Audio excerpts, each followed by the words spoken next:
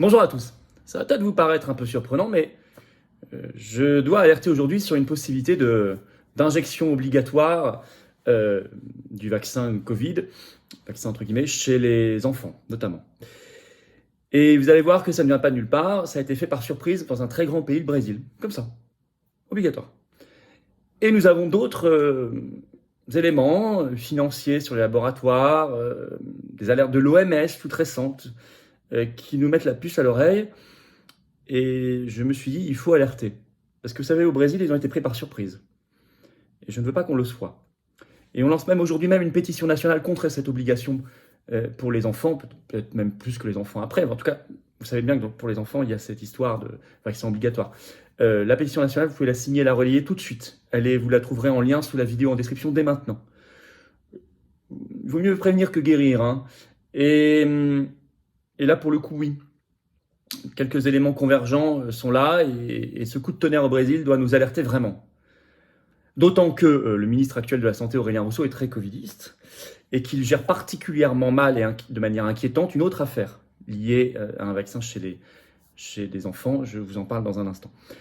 Vous le savez, ce n'est pas du tout une vidéo médicale, c'est une vidéo d'analyse, de débat. Chacun s'en remet à l'avis des thérapeutes et qui ont les compétences et les diplômes pour cela, sur tous ces sujets. N'hésitez pas à partager cette vidéo, n'hésitez pas à la relayer, elle est importante, c'est une alerte, c'est une action aussi. N'hésitez pas à lui donner la force en vous abonnant à cette chaîne YouTube, vous cliquez sur s'abonner en dessous, un petit clic, c'est fait, c'est gratuit. Vous êtes beaucoup à l'avoir fait ces 24 dernières heures, vous avez compris l'intérêt de le faire, et puis peut-être que beaucoup se sont réabonnés parce qu'ils avaient été désabonnés sans s'en rendre compte par YouTube, vérifiez. Petit clic, vous vous réabonnez, plus vous êtes abonné, plus les vidéos sont recommandées et circulent. Voilà, profitez-en d'ailleurs une fois que vous êtes abonné à la chaîne pour vous appuyer sur la petite cloche à côté, comme ça vous êtes notifié dès qu'il y a une nouvelle vidéo sur cette chaîne qui est publiée. C'est quand même très pratique pour tout le monde. Grand merci à vous en tout cas, grand merci à vous. Le samedi 11 novembre, très grosse manif nationale, brisons nos chaînes. Je sais qu'il y aura un monde fou. Des gens me disent, je viens de Marseille, même de Belgique, je fais du covoiturage. C'est une très belle manif que je vous réserve. Rendez-vous 14h Paris, place de Barcelone, hein, samedi 11 novembre. Il y aura du très beau monde. Pierre-Yves Rougeron, président du Cercle Aristote, sera là. Son secrétaire général Romain Bessonnet aussi. Nous aurons également des interventions de Philippe Murer, Aldo Stéron. On aura Charles-Henri Gallois, le président de Génération Frexit, qui sera là aussi. Très beaux invités, très grands invités. Donc soyez là, soyez très nombreux. C'est ouvert aux adhérents, non-adhérents, à tout le monde, bien sûr. Et le 30 novembre au soir, je suis en réunion publique à Nîmes. Inscription pour Nîmes. Inscrivez-vous, j'ai hâte de vous voir. C'est également sous la vidéo en description. On y va. Y a-t-il l'obligation de l'injection qui traîne chez les enfants? Possiblement. Il faut toujours parer les coups. Des éléments convergents de diverses natures nous laissent penser que c'est pas du tout impossible. Et vous savez qu'en plus, d'autant plus qu'on est en situation de crise, Proche-Orient, faire monter les peurs, et dans ce contexte-là, la Macronie en profite toujours pour faire passer des sales coups. Je vous le dis, voilà. Alors le coup de tonnerre au Brésil, c'est ça qui vraiment m'a décidé à faire cette vidéo, parce que je peux vous assurer, pour avoir quelques contacts là-bas, qu'ils s'y attendaient pas. On le sait par exemple par cet article du journal La Gazeta Brasil, donc la Gazette du Brésil, j'imagine, article du 31 octobre. Le titre, le vaccin contre la Covid-19 sera annuel et obligatoire pour les enfants, annonce le gouvernement Lula. Je cite, à partir de 2024, la vaccination contre le Covid sera dans le calendrier annuel du ministère de la Santé. Dans le PNI, ce qu'on appelle là-bas le PNI, c'est le Programme National de Vaccination. L'annonce, je cite, a été faite le 31 octobre par le ministère brésilien de la Santé pour tous les enfants entre 6 mois et 5 ans.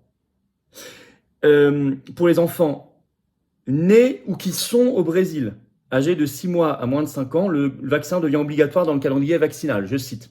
Donc, y compris pour ceux qui vont au Brésil. Alors, il y a une déclaration officielle, je cite, « C'est un changement important aligné avec l'OMS ». On va reparler de l'OMS. A déclaré ici Ethel Maciel, secrétaire à la surveillance de la santé et de l'environnement au Brésil. Alors tout ça intervient dans un contexte qui n'est pas anodin, qui est très particulier. D'abord un contexte financier pour Pfizer et Moderna, les deux marchands d'ARNM, vous le savez, qui sont dans une tourmente financière et boursière. Et pourquoi j'en parle? Parce que, faites les liens, vous les comprenez vous-même. Ces labos, comme d'autres, sont en cheville avec beaucoup de gouvernements, d'institutions supranationales, comme l'Union européenne, l'OMS et tout, et le gouvernement français et d'autres. Est-ce que ces gouvernements, ces institutions n'ont pas envie de vouloir donner un petit coup de pouce, un petit coup de main à ces labos qui affichent des pertes. Ainsi, article de Capital ce 31 octobre, le titre Pfizer en perte au troisième trimestre 2023 après le déclin de ses ventes Covid-19. En effet, Pfizer affiche une perte de 2,38 milliards de dollars rien qu'au troisième trimestre 2023, c'est beaucoup. Il y a un an, sur la même période, il était en bénéfice de 8,5 milliards de dollars. Là, une perte de 2,4 milliards de dollars, une baisse de 41% de son chiffre d'affaires, quasiment une division par 2 de son chiffre d'affaires, c'est colossal. C'est la première perte pour Pfizer depuis 2019 et son cours de bourse s'est effondré, il a perdu plus de 40% en un an. Moderna, c'est encore pire. Article de boursier.com tout récent, là, ce 2 novembre. Le titre Moderna massacré à Wall Street après son alerte Covid. Son alerte Covid, c'est quelques heures avant. Moderna a publié un communiqué en disant attention, on ne vend plus rien concernant le Covid. Troisième trimestre, Moderna, perte nette de 3,6 milliards de dollars rien qu'en un trimestre. Il est même, précise boursier.com, obligé, je cite, de repousser à 2025 la date de lancement de son vaccin contre la grippe alors qu'il prévoyait une disponibilité pour 2024. Et le cours de bourse s'est effondré pour Moderna en un an, moins 60,2% en un an. Alors, je disais, certains vont-ils vouloir leur sauver la mise ? Attention aux problématiques que nous connaissons de conflits d'intérêts avec des institutions, des gouvernements, voire de corruption ou de suspicion de corruption. Certains aussi dans ces institutions qui ont des perspectives de recasage, de carrière, donc qui ont tout intérêt à prendre des décisions publiques qui aident financièrement Big Pharma. Et oui, je vous assurer, quand vous rendez obligatoire, y compris pour les gamins, une injection, ce sont des revenus garantis. Bon. Et en plus, dans ce contexte, l'OMS semble accélérer sur son traité mondial sur les pandémies. Il y a eu un tweet bizarre, là, ce 26 octobre, sur son compte Twitter du numéro 1 de l'OMS, secrétaire général Tedros Ghebreyesus, qui a même mis en dessous, en pièce jointe, une vidéo pour expliquer tout ça. Je vais vous citer exactement ce qu'il a écrit dans son tweet. La prochaine pandémie, c'est pas une question de savoir si, mais quand, écrit-il. Et nous ne pouvons pas nous permettre de répéter les erreurs du passé. C'est pourquoi, écrit-il, les États membres de l'OMS négocient un nouvel accord sur les pandémies. On en a déjà parlé abondamment sur cette chaîne. Je précise que celui-ci est juridiquement contraignant, ce qui serait que la deuxième fois dans l'histoire de l'OMS. Et des amendements, écrit-il, au règlement sanitaire international afin de renforcer le cadre juridique de la réponse mondiale aux pandémies. Il écrit « J'exhorte les membres de l'Union interparlementaire à soutenir ces négociations afin qu'elles aboutissent en temps opportun d'ici l'Assemblée mondiale de la santé de mai 2024. » Il fixe une échéance. Mai 2024, c'est non pas si longtemps que ça. Pour le bien des générations futures, écrit-il, nous ne devons pas retourner au vieux cycle de panique et de négligence qui a laissé notre monde vulnérable. Fin de citation. Et derrière, en dessous, il a fait une vidéo spécialement. Et ça. Donc moi, ça m'a alerté. Beaucoup, tout ça. La concomitance, tweet 26 octobre, annonce par le Brésil, 5 jours plus tard, le 31 octobre. Et dans le même temps, des résultats boursiers catastrophiques pour Pfizer et Moderna. Boursiers et financiers. En plus, en France, il y a des problèmes liés à l'actuel ministre de la Santé. Le nouveau, là, enfin depuis quelques mois, Aurélien Rousseau, l'ancien directeur de l'Agence régionale de la santé de l'Île-de-France pendant le Covid. L'affaire du collégien décédé 15 minutes après son injection HPV au collège à Saint-Herblain, près de Nantes, il était en classe de 5e. C'est arrivé le 19 octobre. C'est terrible, alors il a eu un malaise, puis un traumatisme crânien, il est décédé, on a une pensée très forte, évidemment pour ses parents et pour ses proches. Mais ça a quand même entraîné depuis la suspension de la campagne d'injection dans tout le département de Loire-Atlantique et tout l'enseignement privé catholique au niveau national en France a demandé un moratoire sur cette campagne. C'est quand même pas rien. Et pourtant, débarque sur RTL ce 31 octobre Aurélien Rousseau, le ministre, qui déclare, je cite, « Il n'y a aucun lien avec le produit injecté ».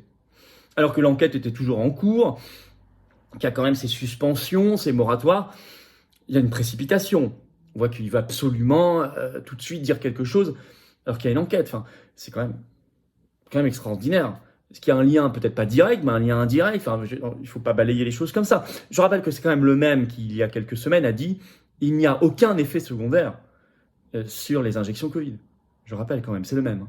Bon, ça, on sait qu'il a menti. Bon. Donc, ce profil d'Aurélien Rousseau là n'est pas particulièrement rassurant dans sa gestion, en particulier vis-à-vis des enfants, de tout ce qui est problématique d'injection. Alors voilà. Donc en conclusion, pas de panique, mais un devoir de vigilance. D'où la pétition nationale, sous la vidéo en description en lien, à signer et relayer de France dès maintenant. très importante contre ça. Je m'adresse en particulier aux parents, grands-parents. Vous êtes par nature encore plus sensible à tout ça. Je sais que vous êtes très très sensible à ça, que vous êtes battu depuis longtemps sur ça. Peut-être vers vous en particulier que cette pétition s'adresse. Je suis plus que jamais pour la sortie de la France de l'OMS, au moins jusqu'à ce qu'il y ait une nouvelle organisation qui n'a rien à voir avec les labos, avec les fondations Gates, etc., qui soit nettoyée. Et le combat sur la dépendance par rapport aux grands labos et à la corruption et au conflit d'intérêts est plus que jamais d'actualité. Vraiment. Voilà.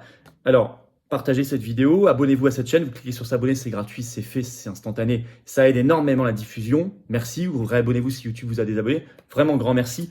Et venez vous battre avec nous, à mes côtés, aux patriotes. Adhérez, réadhérez, faites un don de soutien pour qu'on fasse encore plus d'actions concrètes, parce qu'on n'a pas les copains, les réseaux, les millions du système et de l'oligarchie. Non, on est anti-oligarchique. On a besoin d'aide, de soutien, on a besoin de vous.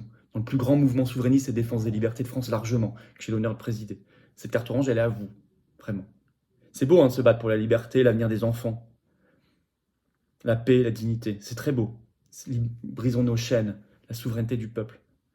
Mais il faut le faire ensemble. Alors adhérer, réadhérer, c'est le premier lien sous la vidéo en description. Ce lien, je l'ai mis également en commentaire épinglé, une petite fiche maintenant sur l'écran.